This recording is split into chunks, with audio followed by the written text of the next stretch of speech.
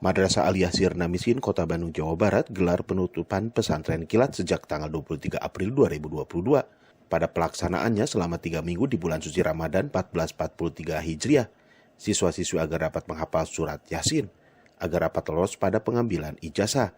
Selain itu, siswa-siswi dapat berbagi tajwid di lingkungan masjid sekitar lingkungan sekolah dan masyarakat yang melaksanakan ibadah puasa Ramadan. Terima kasih. Assalamualaikum warahmatullahi wabarakatuh.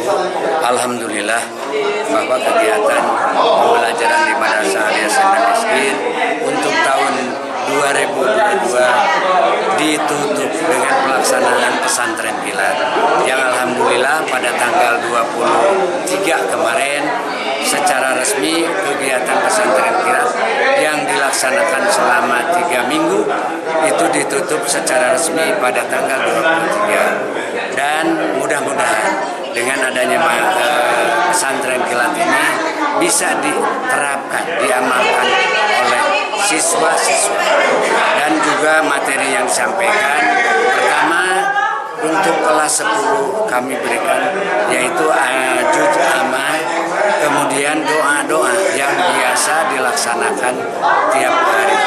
Kemudian untuk kelas 12 itu ada, karena bagi siswa kelas 12 yang akan meninggalkan Madrasah Al-Yasir Namiskin itu diwajibkan untuk menghafal surat Yasin.